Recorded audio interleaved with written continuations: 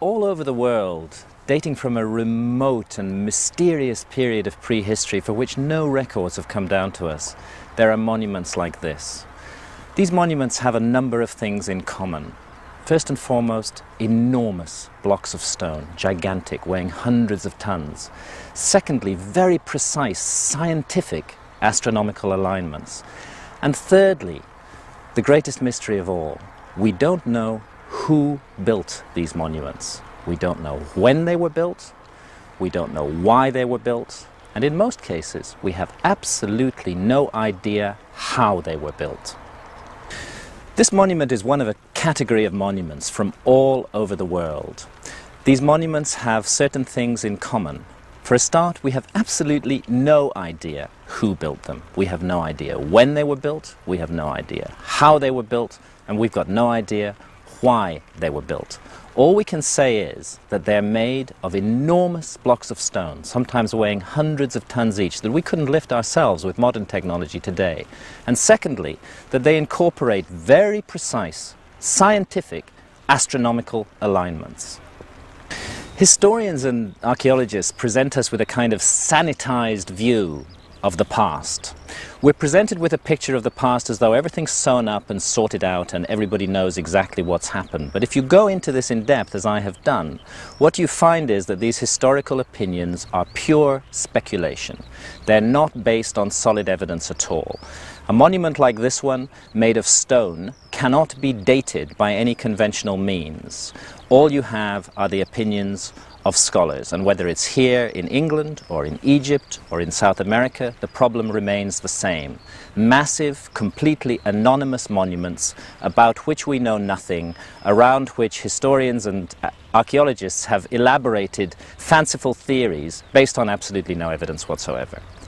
Historians and archaeologists would like us to think that they have all the answers, but there's a fundamental problem with monuments like these. You can't date raw stone. We just don't have the technology to do it. It's based entirely on the speculation of the so-called authorities in this field. And I've investigated this very closely, and I find that those speculations are based on no evidence whatsoever. All that we know about the people who built these monuments is what we can deduce from the monuments themselves. And if we look at these monuments with open minds and open eyes, we find something very interesting. Firstly, that the level of technology involved in creating them was high, the lifting and maneuvering of these huge blocks of stone. And secondly, that they incorporated fantastically accurate astronomical alignments, which could only have been the result of a very accurate observational science. So this is what the monuments tell us. They tell us that the people who built them were serious and intelligent people with a scientific outlook on life. And that's the testimony of the monuments. And no matter what the historians or the archaeologists say, the monuments continue to tell us that story. The evidence of these monuments all over the world, to me at any rate, says that we have to look at the past again, completely again, with fresh eyes. We have to take what is put in front of us and deal with it as it is. And when we do that, we find that we are looking at the works of people who are not described by the historians and the archaeologists. The historians and the archaeologists want us to be dealing with primitive savages. But these monuments were never the work of primitive savages. They were the work of scientists. Tourists come from all over the world to be photographed at Greenwich, standing astride the prime meridian with 1 foot in the Western Hemisphere and 1 foot in the Eastern Hemisphere. They know exactly where they are on the planet. The science of determining exactly where we stand on the planet is a relatively recent one. Prior to the 18th century, ships were constantly being wrecked on coasts because the navigators had no idea within 100 miles to west or east of exactly where they were, and it led to the most horrendous accidents and disasters. And what it took to overcome this problem was the invention of an extremely accurate marine chronometer, a timepiece that could keep accurate time at sea. This was the essential thing, and we didn't have such a chronometer until late in the 18th century. But the mystery that arises from this is that ancient maps have come down to us from thousands and thousands of years ago, which incorporate astonishingly accurate longitudes and relative longitudes, placing, for example, the continent of South America and Africa in accurate relative longitudes, as accurate as we can manage today.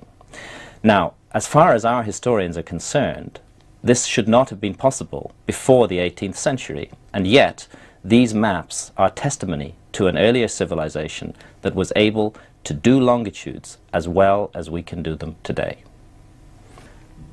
In 1929, rolled up on a dusty shelf in a library in Constantinople in Turkey, a map was found. This map had been drawn in 1513 by a Turkish admiral, Admiral Piri Reis, and he stated on the map that it was based on more than 20 source maps, and that some of these maps went back to the time of Alexander the Great, or even earlier, in other words, to before the time of Christ.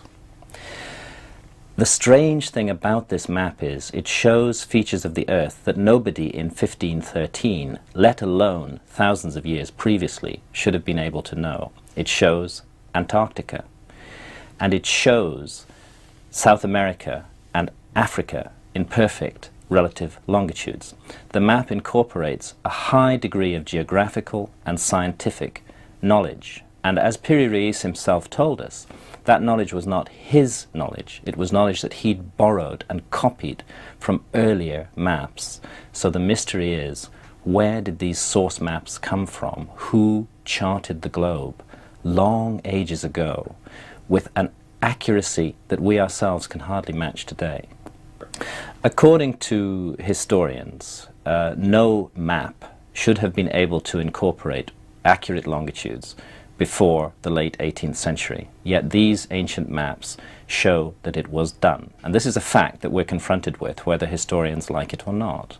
And confronted by that fact, we have to make certain deductions from it. And the clearest deduction of all is that whoever drew up those original source maps thousands of years ago had a level of technology as high as our own. They had explored the whole globe from north to south and from east to west. They knew the exact location of all the continents and land masses, and they were able to map them with precise, accurate longitudes, which we ourselves couldn't do until at least the 18th century. So this is testimony of an advanced and as yet unidentified civilization in remote prehistory. The Piri Reis map definitely shows the northern coastline of Antarctica, of the Antarctic Peninsula, and perhaps the greatest mystery of all is that it shows the Antarctic Peninsula not as it looks today, covered by more than a mile of ice, but as it actually looks underneath that covering of ice. Now, we ourselves have only known what the land under the Antarctic Peninsula really looks like since 1958, when seismic surveys were taken across the ice cap. The mystery of this map is it shows Antarctica as it looks under the ice long before Antarctica is even supposed to have been discovered, and the Piri Reis map isn't alone. It's one of a category of maps that focus on Antarctica. The famous geographer Mercator in the 16th century provided us with an accurate map of Antarctica 300 years before Antarctica was discovered, and he too said that his information was based on earlier sources.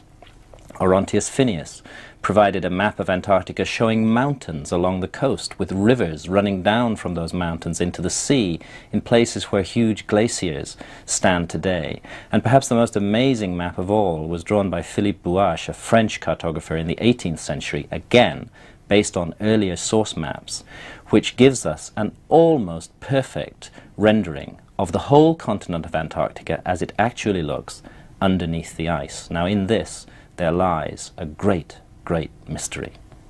The implications of these maps are truly enormous. We're faced with one of two propositions. Geologists tell us that Antarctica has been covered with ice for at least 3 million years. This is the orthodox geological opinion. In that case, we're obliged to accept that Antarctica was mapped accurately more than 3 million years ago, when we ourselves, as a species, are not even supposed to have existed on this planet. Alternatively, there's a possibility that the geologists are wrong. They've been wrong before, and it's possible that they're wrong about this. There's a growing body of extremely persuasive evidence which suggests that Antarctica may not have been covered with ice, and certainly not completely covered with ice, until 10 or 12,000 years ago, just a blink of the eye in terms of geological time, and well within the time span of human beings, just like ourselves. Let me tell you a little story that will help to shed light on this. Back in 1916, a geologist called Alfred Wegener proposed what was at the time considered to be an outrageous geological hypothesis. He said that it looked to him like the continents floated around on the surface of the Earth over very long periods of time. It looked like West Africa and the east coast of South America fitted together like a kind of jigsaw puzzle. He proposed the theory of continental drift. Wegener was completely ridiculed by his colleagues in 1916. He was regarded and described as a madman. By 1960, the theory of continental drift was being taught as orthodox geology in all our schools. I tell you this story to illustrate that geology is about theories, and theories change in time. And sometimes what seem like outrageous theories get supported by later evidence. In 1953, another outrageous geological theory was proposed. It was proposed by a man called Charles Hapgood, a professor in America, and he suggested a very intriguing possibility, which is that the entire outer crust of the Earth, you know, we live on an 8,000-mile thick planet, and the crust, the hard crust of the Earth on which we all live, is only 30 miles thick. According to Hapgood's theory, this crust of the Earth can sometimes slip in one piece around the core of the Earth, rather like the loose skin of an orange moving around the fruit at the center of the orange. Now, interestingly enough, Hapgood's theory received an extremely strong endorsement at the time from one of the greatest minds of our century, Albert Einstein, who liked the physics of the theory. And I think if Einstein had lived, that we might have seen the theory of Earth crust displacement much more mainstream today than it actually is. But this theory explains how and why Antarctica could have been ice-free as recently as 12 or 15,000 years ago, quite simply because at that time the Antarctic continent was not positioned dead center within the Antarctic Circle, as it is today, but was positioned further north, about 2,000 miles further north, according to Hapgood's and Einstein's evidence, and that a massive one-piece displacement of the crust of the Earth forced that continent southwards, dead center into the Antarctic Circle, and it was only then that the 2-mile and 1-mile thick ice cover that cover various parts of it today actually began to build up. It's just possible that as recently as 12 or 15,000 years ago, Antarctica wasn't covered by ice as it is today. The evidence is mounting to suggest that Antarctica hasn't always been where it is today, that it has been shifted south into the polar latitudes where everything freezes. For example, they found fossilized forests in Antarctica. Now, you cannot grow a forest in a place that has 6 months of darkness a year, which Antarctica presently has. They've even found fossilized palm leaves there. In 1953, a very important but radical theory was advanced by Professor Charles Hapgood in the United States and immediately endorsed as to its physics by Albert Einstein, which provides an answer to all these mysteries. It suggests, quite simply, that the outer crust of the Earth can shift in one piece around the core in a dramatic and tumultuous movement that forces land masses into different latitudes, creating different climatic conditions on those land masses. A lot of people ask me what I consider to be a very intelligent question about this issue of relative longitudes and the accurate maps that have come down to us from the past. They say, if the crust of the Earth shifted in one piece, as you're arguing, how come these ancient maps are showing us the world as it looks today? Shouldn't they be showing us it as it looked before the crustal displacement? I've gone into this in great depth, and I think there's an answer to this question. What all the evidence suggests very, very strongly is that an attempt was made to remap the planet after the displacement of the crust, so that these maps have come down to us from a time when that tremendous cataclysm of the displacement of the crust was over. I think these maps were done by the survivors of a civilization that was destroyed in the displacement of the crust, and that they sought to create again an accurate picture of the world that they now found themselves living in. The issue of the displacement of the Earth's crust creates a problem in relation to the ancient maps, because the maps show us accurate longitudes as they are today. But in that problem, I think we find also the solution to the problem. We find actually a way of dating the epoch in which these maps were drawn. The evidence suggests to me very strongly that these maps were drawn up after the displacement of the crust. They were an attempt by the survivors of a forgotten civilization to give themselves again a picture of the world that they were living in as they found it after this tremendous disaster had taken place. In my opinion, this whole mystery is closely tied up and interwoven with the mystery of the last ice age, and it really is a huge mystery. Everybody knows, we all learn it at school, that there was such a thing as an ice age. And it's very clearly established in the geological record that, for example, North America was covered with ice more than 2 miles thick, as far south as the Mississippi Delta, almost into the tropics. This ice was stable for more than 50,000 years. And then suddenly, and relatively recently, 15,000 years ago approximately, it all started to melt. And within just 2,000 years, that enormous mass of ice had completely melted down. Sea levels went up 400 or 500 feet around the world. No geologist has ever been able to explain why this happened, why the ice age ended so suddenly. But perhaps the answer lies in the theory of Earth crust displacement. Perhaps the reason that North America was covered with that mass of ice was because at that time it was situated much more closely to the North Pole than it is today.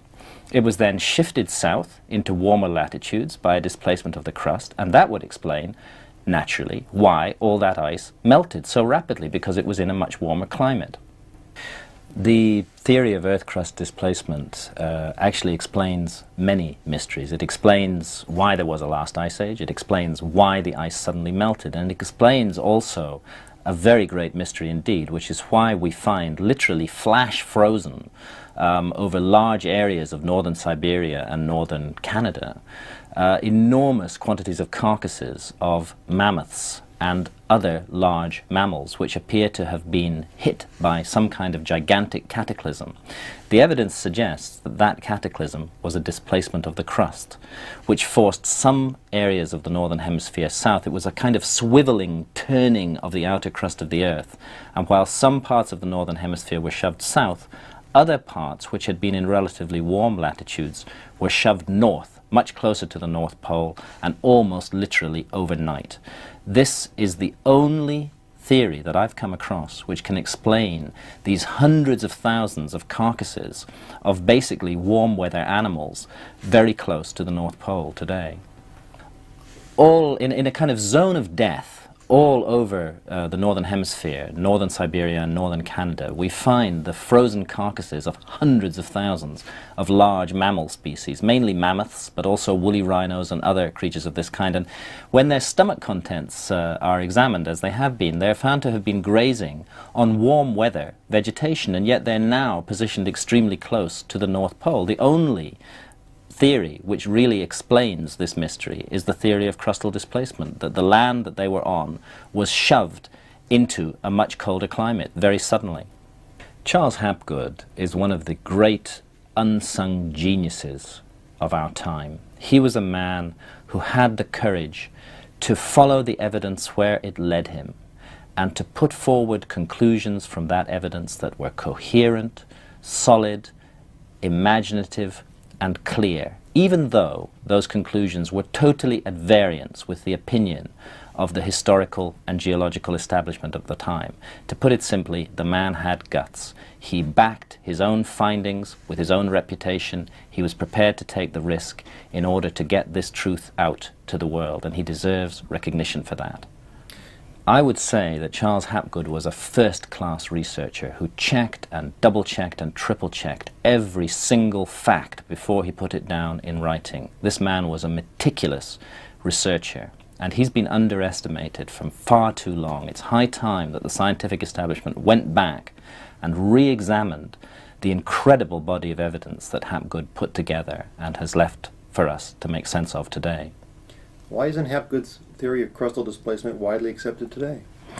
The geological establishment has a reluctance to accept new ideas. This has been the case all the way down the line. An example is Alfred Wegener in 1916, who advanced the theory of continental drift.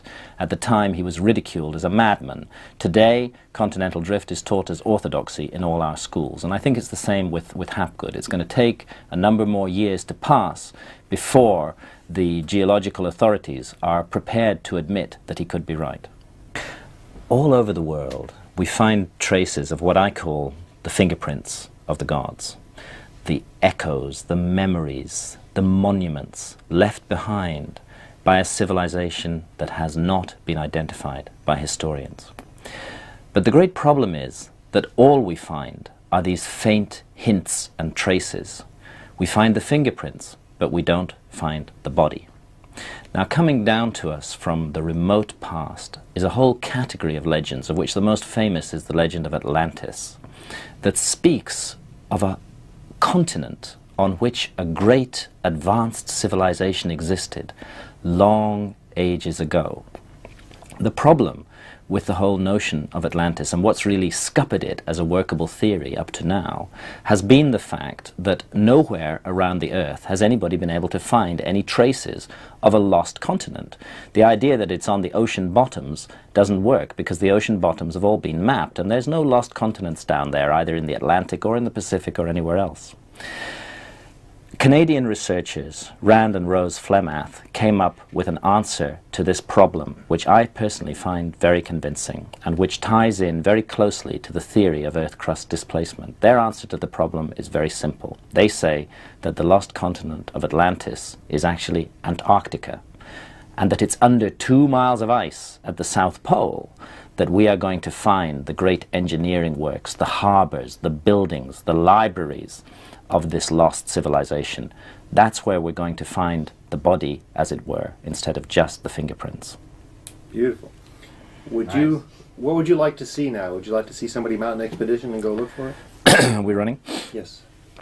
I think that it's very important that these ideas should be taken seriously. We're operating in the realm of theory here.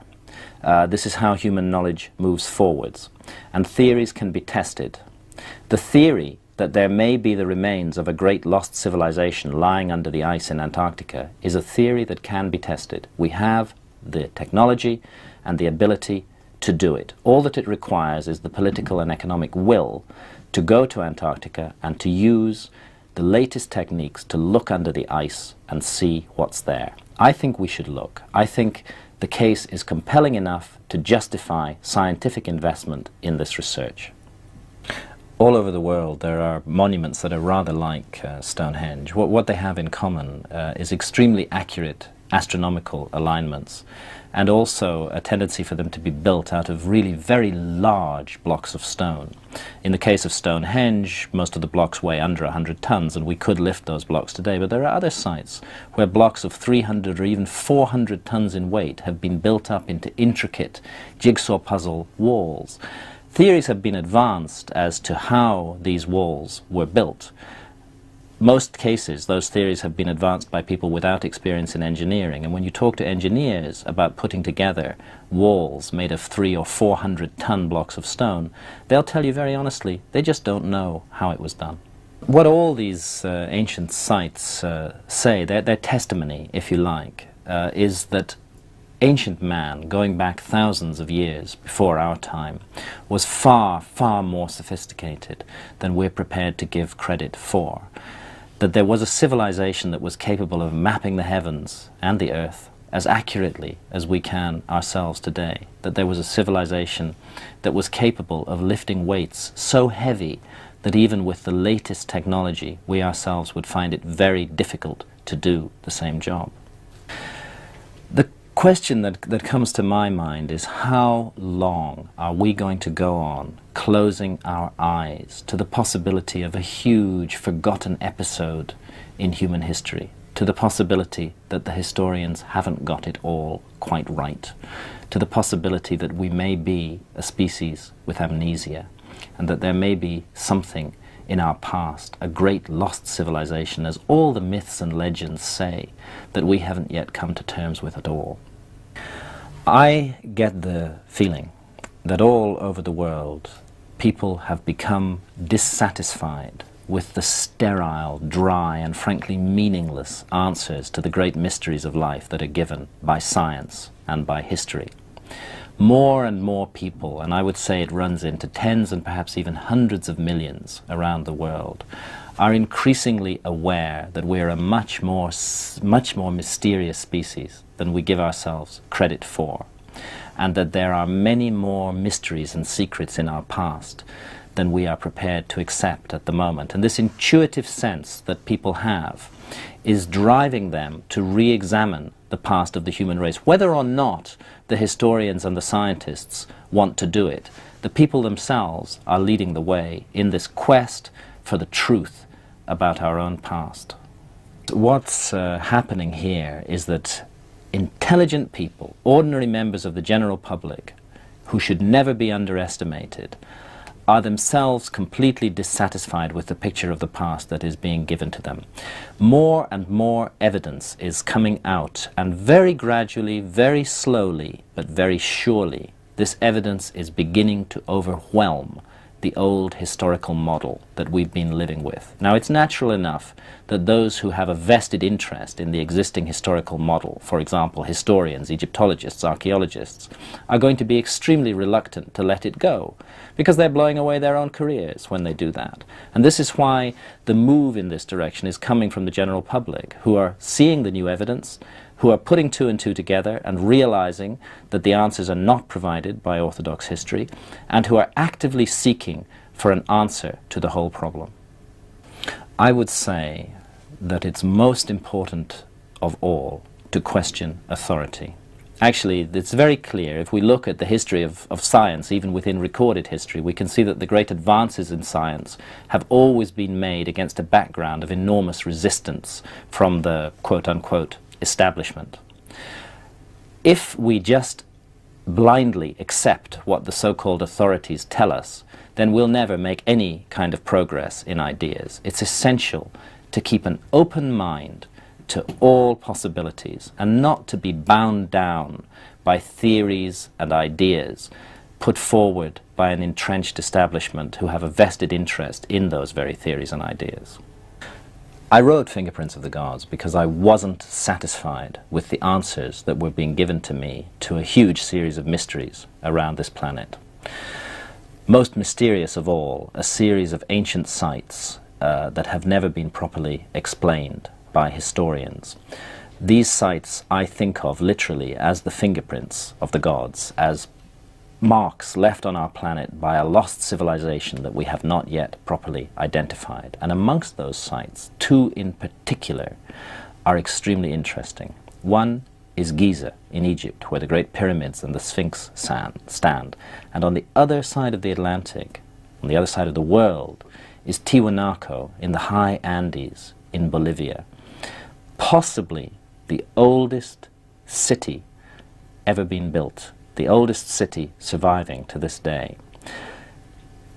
Archaeologists tell us that Tiwanaku dates to just 500 AD. On what is this theory based? It's based on the carbon dating of organic artifacts found buried around the gigantic stones out of which Tiwanaku is built. That's like saying that we can date Westminster Cathedral in London, which was built hundreds of years ago, on the basis of somebody buried in it 10 years ago.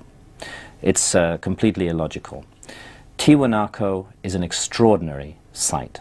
It's built of gigantic blocks of stone, which in some cases weigh more than 400 tons each. It's astronomically aligned with enormous precision. And when we do the astronomical calculations on Tiwanaku, we find that what those alignments are telling us is that this city was laid out 15,000 years ago, at least 15,000 years ago. And that also ties in with the geology of the site, because it's very clear, and even Orthodox archaeologists don't dispute this, that Tiwanaku was built as a port on the shores of Lake Titicaca. Now, Lake Titicaca today is almost 15 miles away from Tiwanaku and more than 100 feet lower. Of course, different lakes lose their water level at different rates, but I've talked to experts from the British Geological Survey who are working in that area at the moment. And they tell me that for Lake Titicaca to have declined as much as it has from the edge of the city of Tiwanaku would have taken, at the very least, 10,000 years to happen. So it seems sometimes that the geologists and the archaeologists don't compare notes on these problems, and perhaps if they did, we'd begin to get a better idea of what really went on in our own past. Situated at an altitude of 12,500 feet above sea level, Tiwanaku in the high Andes in Bolivia is one of the strangest and most mysterious sites in the world. A site that may have been very wrongly dated by conventional archaeologists working in that area. Round about the turn of the century, a great Bolivian scholar called Arthur Poznański, a professor at La Paz University, began a 50-year study of the ruins of Tiwanaku. Year in, year out, no matter what the conditions, no matter what the weather, Poznański was up there, excavating, measuring, carefully calculating the alignments of the site. And as a result of that 50 years of work, he came up with an extraordinary conclusion. He concluded on the basis of astronomical alignments that Tiwanaku had been laid out more than 15,000 years ago, long before any civilization known to history is ever supposed to have existed. When the Spanish first arrived in South America, they asked the local people, the Incas at that time, who built this incredible city of Tiwanaku with these gigantic blocks of stone? Did you build it? The Incas said no. In fact, they laughed at the idea. They said we had nothing to do with this. This was built thousands of years before our time. It was built, they said, by gods or demigods who they called the Viracochas, bearded, pale-skinned men who came from across the seas, they said, in a time of darkness and turmoil, when civilization had been destroyed, to restore the health of society, to bring back culture to a devastated land. And all the legends and traditions state that it was these mysterious bearded strangers, long ages ago, who built the city of Tiwanaku. The best bet is that the powerful statue, the middle of the three pillars in the subterranean temple in Tiwanaku, is an image of this bearded civilizing hero, Viracocha. Certainly the beard is very evident on the face, and the features of the face in no way resemble the features of a native of that area.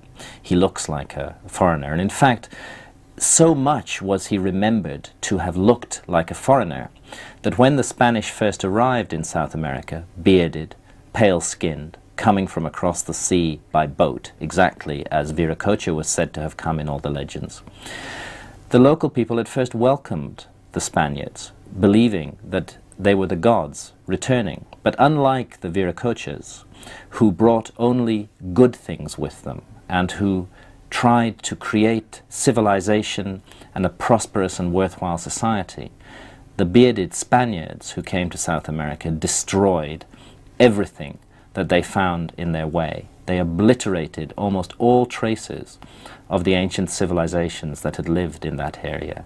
They wiped clean one of the memory banks of mankind. Is the upper statue also Viracocha? It's been speculated that the statue on the side of the gateway of the sun also represents Viracocha. All of this is speculation because we have no records coming down to us from this period. But it is a great mystery to find on these extraordinarily ancient monuments the images of a type of people who should not have been present, according to conventional history, in the Americas at that time. Well, who was Viracocha and where did he come from? My own view is that Viracocha was one of the survivors of a great lost civilization of high antiquity that was destroyed in an enormous global cataclysm. I think there were a number of survivors, and all around the world we find memories of people like him, tall, bearded people. Quetzalcoatl in Mexico is another example. Osiris in Egypt is another example. I've made a very close study of the symbolism of all of these figures, and they have a remarkable amount in common, much more than can be explained by coincidence. I think what we're looking at here are very ancient memories of a people from a civilization as yet unidentified by history, who sought to keep the light of knowledge burning in a devastated world. It's long been noticed that there are curious similarities between the very ancient historical cultures of Mexico, of the Andes, and of Egypt, and other places around the world as well, quite distant and scattered places. And it's been suggested from time to time that maybe these have resulted from some kind of direct influence of Egypt on Mexico, or of South America on Egypt, or so on and so forth. My own view is that what we're looking at here is a common influence that touched all of these places long before recorded history began. A remote third-party civilization unidentified by historians that had a presence in Mexico, that had a presence in South America, that had a presence in Egypt and elsewhere, and that left behind a legacy of knowledge in all of those places. That legacy was then reinterpreted and developed and used in different ways by the different peoples, but still, even to this day, we find those common elements, and I think they all go back to a common source.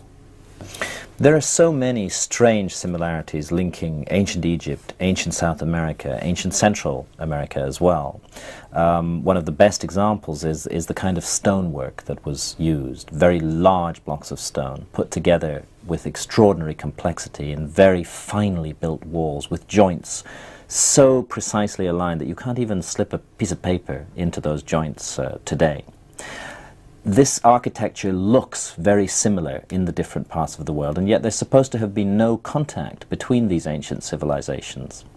It seems to me that the answer to this problem lies in an even more ancient civilization, which passed down a legacy of architectural knowledge to all these widely scattered areas of the globe. And it's that common legacy that explains the common points and similarities better than any other theory that I've come across.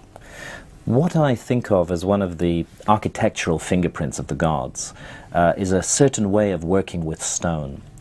For example, carrying blocks around a corner in an L shape is a very extraordinary way of building, and we find this, for example, in the Vali Temple next door to the Sphinx at Giza, and we find it in pre-Inca architecture all over the Andes in South America. To me, the best explanation for this common method of building, and very unusual method of building on both sides of the Atlantic, is that it's the result of a common architectural legacy handed on to both of these areas by a remote civilization not yet identified by history. And what I see in that architecture is the architecture of cataclysm. This seems to have been an architecture that was designed to withstand the most horrendous geological shocks, huge earthquakes, disasters of that kind. This type of architecture is capable of riding out the worst earthquake that you can imagine. So it seems to have been devised by a people who needed to deal with very bad earthquakes. And we find that architecture in Egypt and in South America still surviving to this day. It's pretty clear to me from the evidence that a common legacy of architectural knowledge was passed down from remote prehistory and spread out in very widely scattered locations around the world. And what all this architecture has in common is enormous stability. I think of it as the architecture of cataclysm, architecture that was created by a people who had passed through an enormous disaster and who had survived that disaster, a great movement of the earth, as all the legends say, who wanted to build monuments that could never be destroyed by no matter how great the earthquake was. And also a people who had a fixation with predicting when such a cataclysm might occur again, and who seemed to have looked to the skies and to the stars to find a way of calculating when the next disaster would occur.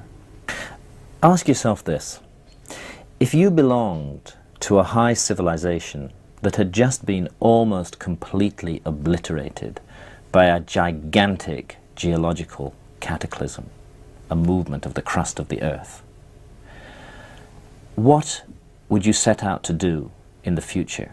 First of all, you would set out to create buildings that were extremely stable, that would survive the worst imaginable earthquake. And that's what we find in these fingerprints of a lost architectural knowledge all around the world. A fixation, a desire to create buildings that would last forever, no matter what happened to them. And another thing that we find is a focus on trying to predict when the cataclysm will recur. What has come down to us from the ancient past seems to be a message that by a close study of astronomical phenomena, it is possible to predict when the Earth will again be visited by this all-destroying cataclysm. And the eeriest thing of all is that there's a convergence of ancient mythology from all around the world. The best known example is the Mayan calendar from Central America, which tells us very precisely that there's going to be another great movement of the Earth on the 23rd of December in 2012 AD in our calendar. All of this based on very careful astronomical observations. Now, I'm not saying that the ancient myths are right. What I am saying is that we would be stupid if we didn't at least listen to this testimony that has been passed down to us from a remote time, and a testimony that bears the fingerprints of scientific thinkers, not primitive savages. The prime meridian at Greenwich is measured with the latest modern techniques, and beside the meridian line there stands a meridian building which is oriented north, south, east and west. The interesting thing about this building, although it incorporates all the latest knowledge, is that it is in fact 9/60ths of a degree off true north.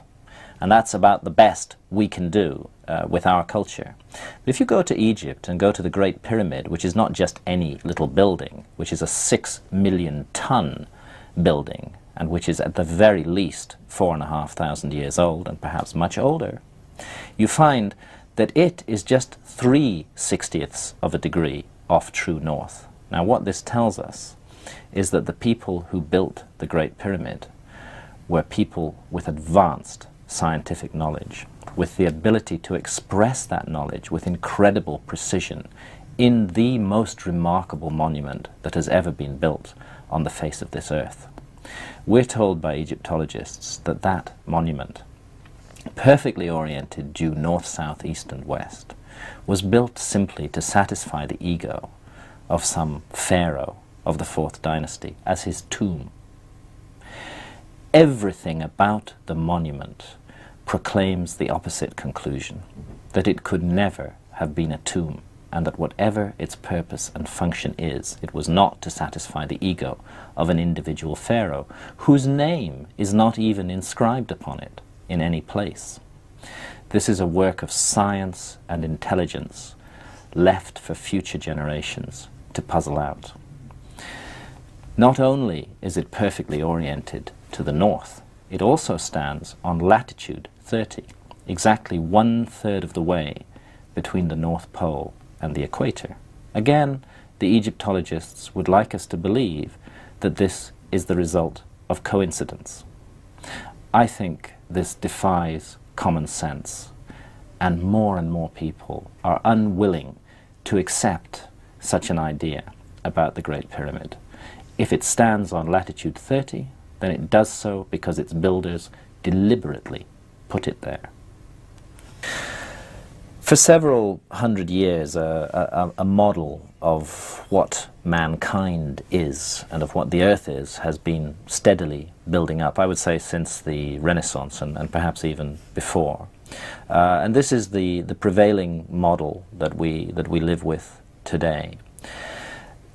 academic specialists, whether they're scientists, physicists, geologists, Egyptologists working in the realm of history, archaeologists, all have a vested intellectual interest in the existing model, because that is what their careers are based on. They've grown up with that model. They took it in with their mother's milk. They themselves teach it in universities to other students. For such people, human nature being what it is, it's very easy to understand why they find it extremely difficult to deal with evidence which contradicts that model in which they have such a strong personal investment. And it's natural that they should seek to ignore or discount or even ridicule that evidence. But we're getting to a situation now where the evidence is piling up and piling up and piling up, and the old model is becoming increasingly untenable. The great challenge for the future is for people to open their minds again to all possibilities and not to desperately defend a view of the past that just doesn't work anymore. But I'm afraid the last people who are going to be prepared to open their minds to that possibility are the scientists and the historians who are tied in to the existing model.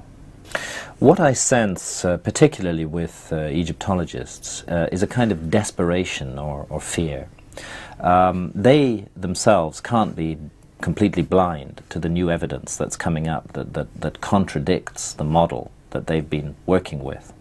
But they realize that if they admit even one tiny point of that new evidence, that's going to be the thin end of the wedge, which is going to overturn the whole model on which their careers are based, and also their whole idea of what the past of mankind is. It's extremely difficult psychologically for anybody to accept such a revolutionary overturn of everything that they hold to be true, and it's natural that they should resist as strongly as possible the new ideas that are coming up. But these aren't just ideas. This is evidence from all over the world which casts doubt on the old model. And that's why people are increasingly turning away from the orthodox authorities and reading books like Fingerprints of the Gods to find answers to the mysteries that puzzle them as well. The model of the old world and the new world is deeply rooted in the conventional historical view that America was discovered in 1492 by people from Europe, and that's when its history begins, although of course we know that the Americas were inhabited for long periods before that. But what nobody has ever considered is the possibility that there may have been an earlier world altogether, a civilization on this planet way before what we call history began, in that deep, dark period called prehistory, from which no records have come down. A civilization that knew the world as well as we do ourselves, and which did not divide it into categories of old and new, but that left its traces everywhere for us to rediscover today. I am convinced by the evidence that we are a species with amnesia. We have forgotten something of great importance from our own past. And I think in that terrible forgetfulness, we may find the explanation for why we're so confused, so disturbed, so mixed up, so lacking in direction as we face the coming millennium. There's a real sense of disorientation spreading around the world. And I think the only way that we're going to overcome that is to recover this incredibly important episode from our own past that we've kind of blanked out and forgotten. When we recover it, we'll realize for a start that our civilization isn't the apex of creation. It isn't the pinnacle towards which everything has been building throughout all of geological time. Rather, it's part of an up and down, a flow in history that goes on of civilizations, that it's possible for a civilization to reach a very high level of advancement and be wiped out. This is something we've never really confronted, and we need to confront it, that a great civilization of the past was so completely destroyed that almost no traces of it are left. The same thing could happen to us. This knowledge should teach us humility. I think what has happened, and it's a process that's taken hundreds of years to come to fruition, is a growing dissatisfaction with all the old answers that have been given to us. Conventional religion no longer works. It doesn't provide us with the explanations we need to make sense of what we see going on around us. Science doesn't give us any meaning in our lives at all. It wants to reduce everything to accidental collections of molecules.